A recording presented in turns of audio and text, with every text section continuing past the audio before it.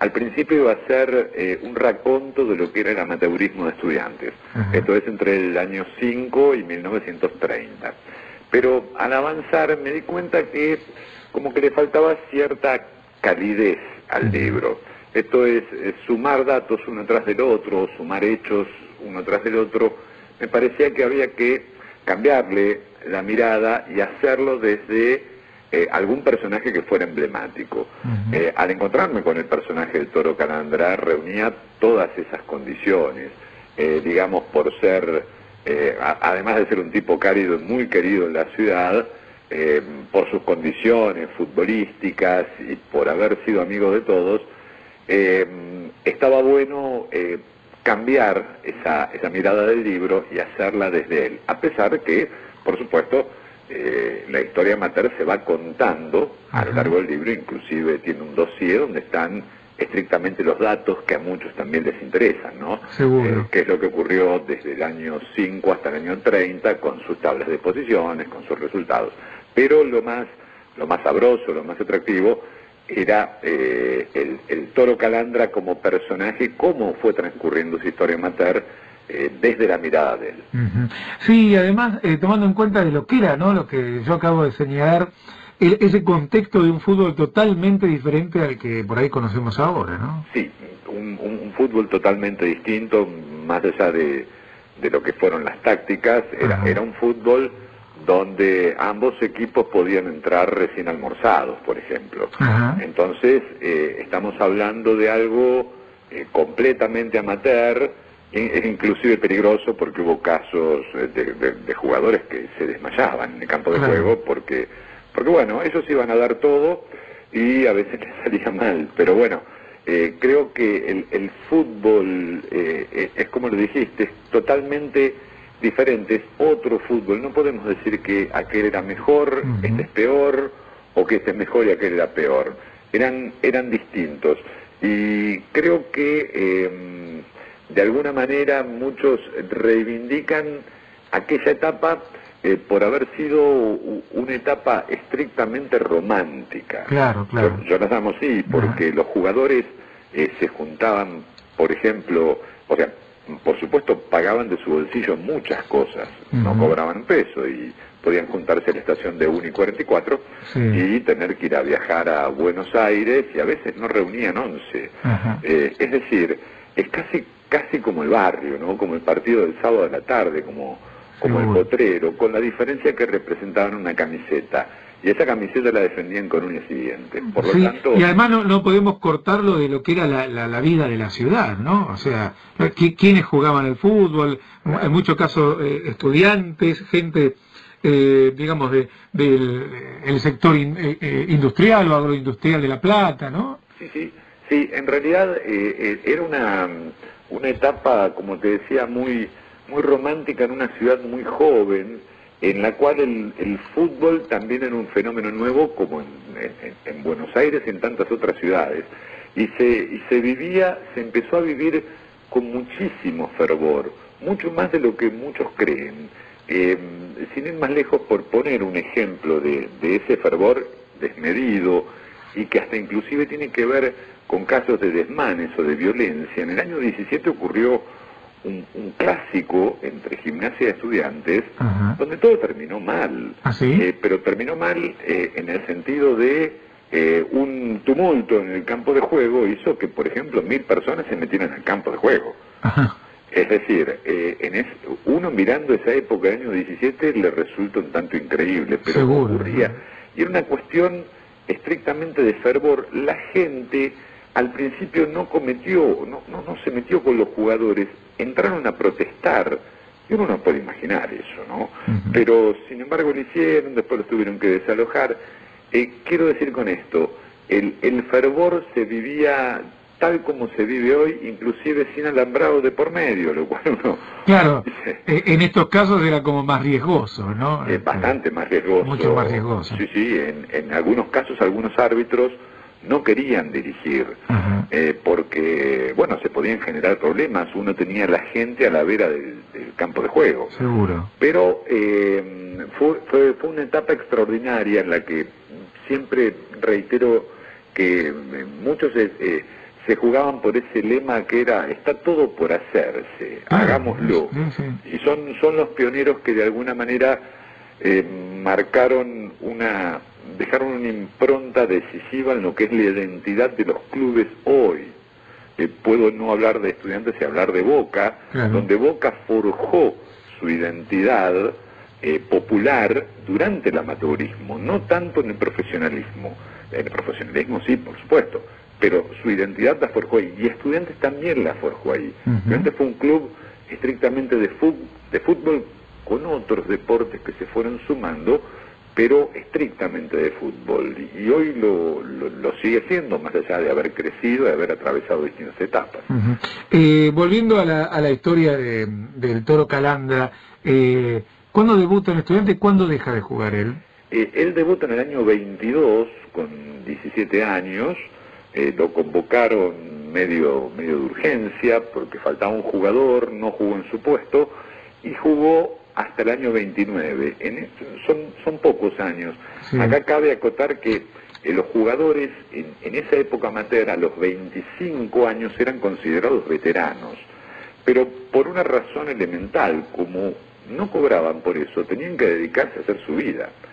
A los 25 años quizás se casaban, ya tenían su trabajo o tenían hijos, es decir, el jueguito del fútbol lo tenían que dejar a un lado, por lo tanto a los 25 ya les hacían sus homenajes, sus despedidas, y seguían su camino por otro lado. Qué bárbaro, ¿no? Y sí. Sí, porque hoy algunos se retiran pero pasados los 30 y pico, y ya van directamente con la casaca del DT como derecho a seguir, digamos, la carrera, ¿no? Exactamente. Aparte, bueno, si les da el físico, convengamos que también hay dinero de por medio. Entonces, Rafael, sí. ¿Qué tal? Corregime si me equivoco. En esa época era un juego por la galería, digo, por sacarse las ganas, representando un equipo que podría ser el del barrio, digamos, no lo veamos a Estudiantes como lo que es hoy, por hoy, ¿no? Claro. Y digo, no había nada por lo que jugar, salvo el honor y un grupo de amigos, y muchas veces creo que sin entrenar siquiera, ¿no? Directamente, sin entrenar, eso seguro, sin entrenar. Recién a partir del año 25 empiezan a aparecer algunos asistentes que les hacían hacer algunos ejercicios. En el año 28, cuando fueron las Olimpiadas de Ámsterdam, que ahí fue donde se lesionó el Toro Calandra, viajó un asistente, que era José Lago Millán, con la delegación argentina, que los mantenía de alguna manera en estado, pero mucha bolilla no le daban. Lo cuenta el Toro Calandra en un libro que él escribió, que se llama Mi memoria de la Olimpiada de Ámsterdam, donde él cita que, y bueno, él decía, muchachos, vamos a entrenar, y por ahí algunos se iban a pasear y salían, así estuvieron en todo el recorrido europeo antes de llegar a Holanda.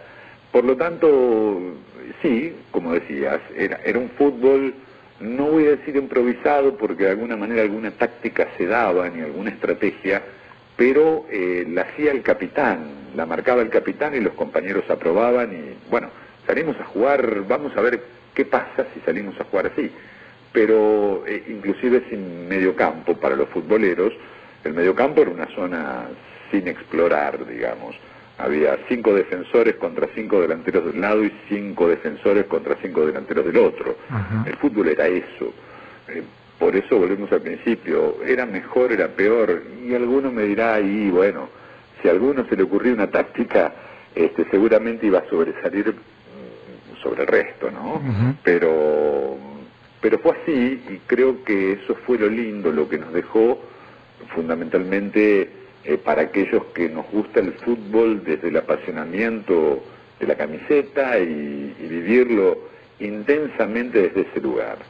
Yo me quedaba pensando mientras vos decías con que, bueno, estaban, de hecho, por la época, ya hacía un tiempito que existían los denominados hoy clubes grandes, pero digo, lo que sería viajar a Capital, o que alguno de los equipos viniera a La Plata por aquel entonces a jugar un partido, digo, hoy subimos a la autopista su ratito, salvo que tengamos algún percance, y digamos, uno viaja menos de lo que juega, de lo que disfruta, claro, en el fútbol y en cualquier otro deporte.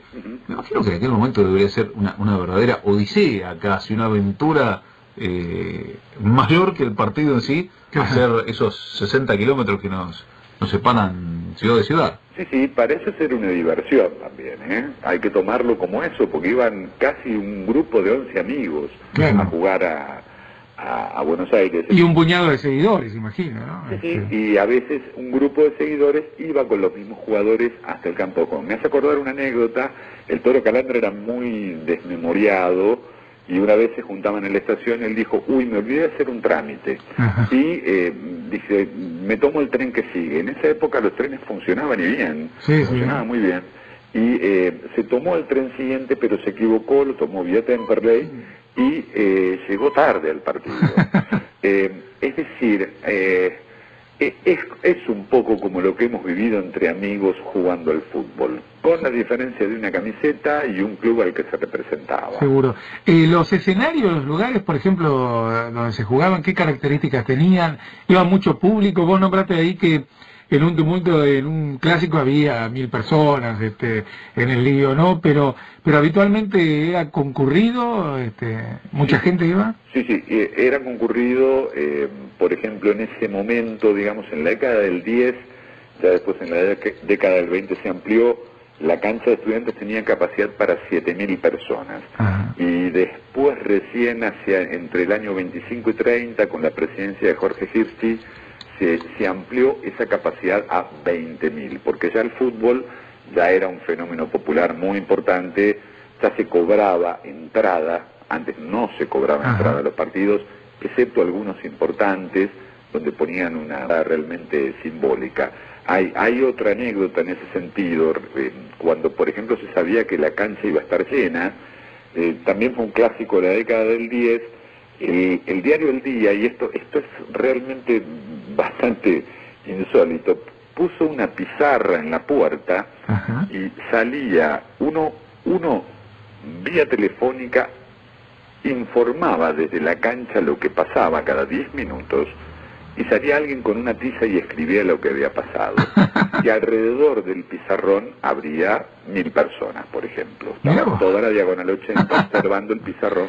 Digamos, que la puerta del diario. Sí. Porque, de hecho, tenía cobertura periodística toda esta etapa. Sí, por supuesto. Iba un cronista y recién con el tiempo se empezaron a sumar algunos fotógrafos. Esto ya es más en la década del 20. En la década del 10 no había tanta fotografía. Pero decía, este pizarrón era como, fue la pantalla gigante del principio del siglo XX, digamos, ¿no? Tal cual. Como para definirlo de alguna manera. Quienes aborden el Toro Calandra, símbolo motor de Estudiantes de La Plata, se van a encontrar con una pintura y mirada de todo esto, ¿no? Sí. Ese fue de alguna manera el espíritu del libro, como para... esto a mí me impulsó a hacer este libro, ciertas anécdotas que me contaban de chico, y de no tan chico también, cuando tíos o tíos abuelos me decían, pensar que en aquella época, vos no lo viste jugar al Nolo Ferreira, no lo viste jugar al Toro Calandra. Y no, decía yo, bueno, pero en aquella época se gritaba Goal, no se gritaba gol, se gritaba Goal, bueno. Y se pedía penalti, como aún se dice en España. Claro. Entonces, eso de alguna manera, yo los escuchaba hablar y decía, es como cuando hoy uno habla de hace 30 años, por ejemplo, y te dice, y te miran como diciendo, uy, estás viejo, ¿qué estás diciendo? Claro. Y no, son cosas que viví, y mis tíos encima vivían ellos a 2 cuadras de la cancha de Estudiantes, me contaron 200.000 anécdotas, y ya de adulto como que me empezó a picar el bicho de la curiosidad de decir, ¿cómo fue todo esto? Bueno, y de alguna manera ahí empecé a transitar el camino de la investigación.